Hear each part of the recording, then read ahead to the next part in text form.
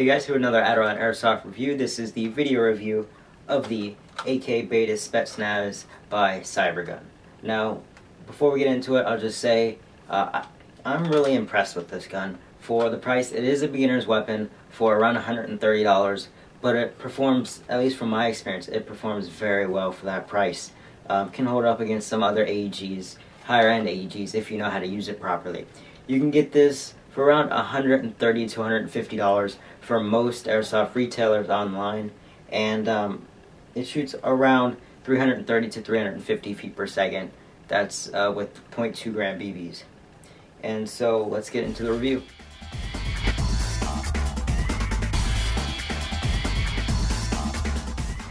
Alright, so here we are. Basic construction, I will go over the materials it's built with first. Most of the body is made of plastic. Being that it is a lower priced AEG, materials will be a little bit cheaper than, say, a higher end gun, costing a bit more. So most of the materials here are like an ABS plastic or some cheaper form of metal, like a pot metal or something. There is no real wobble whatsoever on this gun. A little bit of creaking, but nothing too serious. The top plate, or the upper receiver here, right, kind of moves a little bit, but I think it has no real purpose except for just to complete the look of the gun. It doesn't have to hold the battery in there or anything.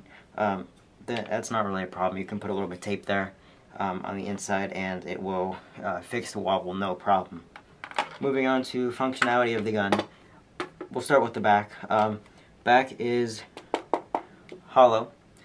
Pretty much all the way through, connected by a screw on the back, and this is where your battery goes.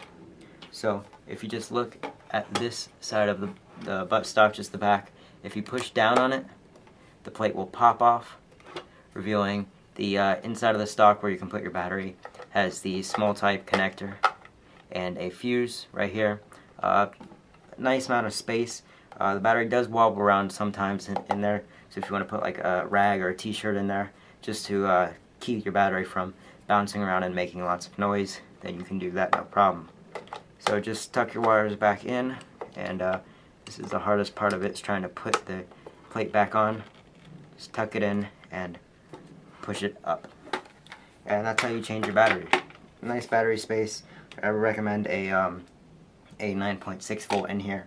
By the way, the gun does come with a stock sort of no-name brand 8.4 volt battery, low mAh, so I recommend getting something nicer, an Intellect 9.6 or something, just so your gun lasts a little bit longer on the field before recharging and you get a higher rate of fire. The stock is a very, very nice rubber texture, has like a nice rubber paint on it, so no problems there. If you use that as a cheek rest, you know, when you're shouldering the weapon, your cheek won't slip around here. It gives a nice grip. Moving up a little bit, the pistol grip has the same kind of texture on it. Great for holding it, you know, during long games. If you're in an intense firefight, your hand's not going to slip off the pistol grip if your hands are sweating. No problems there. Moving up a little bit, you have your lower receiver and all. It is a relatively cheap plastic, but it has a sort of a nice gunmetal finish. You can see on the other side, if I show you like right here and here, it does scratch a little bit, so that is an issue. Be careful with the gun, and just be gentle with it because the paint can scratch. Here you have a metal sling mount. It goes back and forth like this, but there's no spinning motion, so you're somewhat limited to sling motion. But you know, it's nice to have a sling mount there. Moving up, this is all pretty simple. You have your safety and selector switch. Up all the way is safe. Move down one, full, semi. And it does have a very nice click. Solid. So if it's a night game or something, you can easily tell what mode you're in. It does scratch the paint a little bit, but no problems there. You have nice engravings. It says AB for full, and looks like OA for semi. I'm assuming that's Russian because The gun was originally designed in Russia. This is not based off a real gun, though. This is kind of a fictional gun, but still pretty cool looking. Moving up forward, you have the trigger guard and trigger assembly and mag release. These are metal, but not a super high quality metal. There's a tiny little bit of bend in the trigger guard. If you push really hard, I'm not gonna do that because I don't want to damage the gun.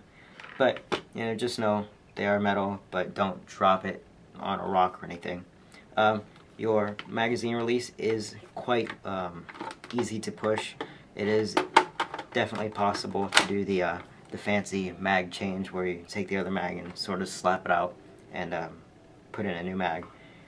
It is possible with that. I've done it before, and so if you're doing like a movie shoot or something, you can definitely do that. Don't recommend it though.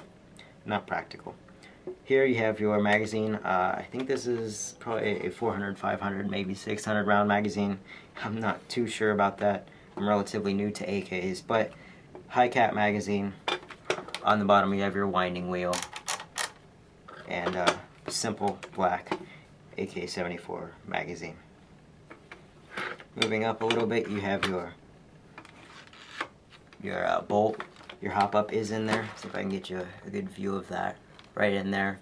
It is the side sliding basic AK hop-up.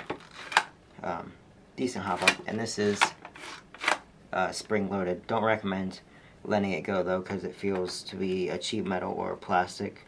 Actually, it's a cheap metal, so don't want anything to break there. So be gentle with that. Up on the top here we have the rear sight.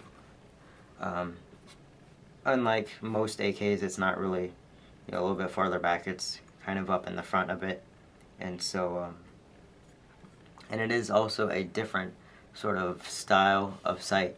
It's not the conventional AK bar that you push the two tabs and slide it forward and back. It's just a fixed. I think that it does have side-to-side motion for windage, but nothing too fancy on there. Moving up a little bit, you have your forward grip rails on the bottom, just in case you want to put a forward grip or a vertical grip or possibly a grenade launcher. I don't recommend it. There's not really too much room. You couldn't attach both rail mounts on there. You'd only be able to do one rail mount just because of the curvature of the handguard. And then you have your front sight and flash hider, which is just a big piece of plastic on there. I'm not sure if there's any threads there or anything, but you could easily take this off if you wanted to. Although don't do that unless you are on a private property or a certified field. And for transportation, if you do, make sure to wrap it in orange tape just to keep it legal. So that is my review of the Cybergun, aka Spetsnaz. On this side, I did forget to mention it does have the AK-47 Kalashnikov, although this wouldn't really be a 47. It's kind of a mix of a 74U and a 47. So hope you enjoyed this review. Also, front sling adapter right there. But hope you enjoyed this review. Thanks for watching. Please comment, rate, and subscribe. If you have any questions, leave them in the comments below or send me a personal message. And I will see you guys later. Thanks for watching.